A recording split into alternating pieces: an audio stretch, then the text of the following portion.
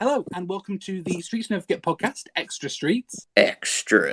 Today we've got another modern one for you, and I've got Rob with me here. So Rob, Good evening, mate. How are you? I'm not too bad, thank you very much, mate. How are you? I'm feeling pretty good, mate. Feeling pretty good. Good. So I've seen a fact recently that Bukayo Saka is now valued at 113 million, making him the most expensive teenager in the Premier League. What do you think about that? What do I think about that? Well, I think in reality, it's crazy money, isn't it? We all know it's crazy money. It's absolute insanity of a price tag. Yeah. Is he?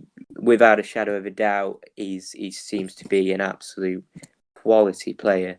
Certainly Arsenal's player of the season so far. He's been the one. He's not only has he been the one to create. He's played in multiple positions. I think they played him right wing, left back.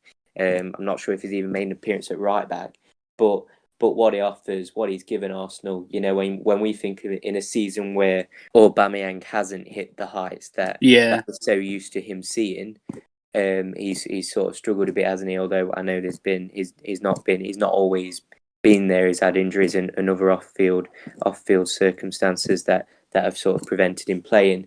But I think, you know, Bukayo Saka is that, isn't he? He's been that creative player for Arsenal.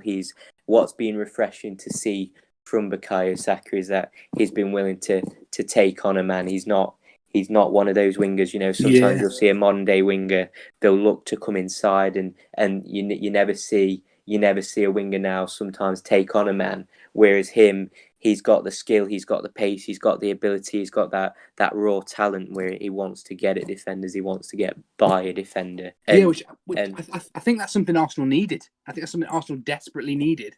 They needed an attacking player, didn't they? They needed that. Obviously, Pepe has come to the fore a bit more recently, but obviously last season he wasn't the player Arsenal hoped he would be.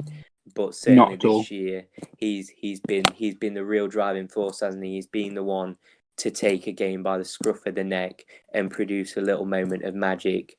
So in terms of his ability, no doubt in that. For me personally, the way he's playing at the minute, he'd certainly be an option for the Euros for England. For me, I'd certainly be looking to take him because I think he offers something different at the minute. But is it crazy money? Yeah, without a shadow of a doubt, it's crazy money.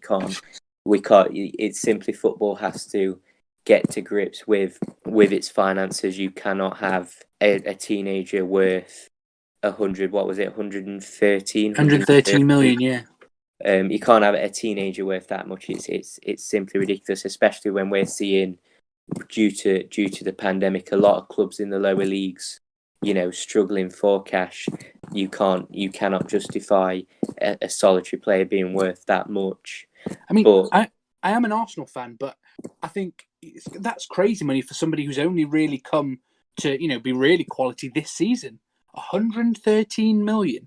I think the reality for Saka is it's going to be, you see a lot of players burst onto the scene, and it's about that consistency, isn't it? It's about him being able to do what he's doing now next season as well. Yeah, I suppose if he said to me, you know, you've got 113 million, do you want to buy Bukayo Saka? I don't know if I would. For 113 million, it's a big risk. Well, it's well, like we said, it's crazy money, isn't it? You know, players, he's not worth that much. He's a great player, but he's certainly not worth that much. But yeah, without a shadow of a doubt, he seems to be a real talent, a real promise. And Arsenal really look like they've got themselves a little diamond. Fantastic. Well, thank you very much for joining me today, Robert. That's all right, mate. It's been a pleasure as always. Excellent. So we'll see you next time. Thank you very much. See you later, mate.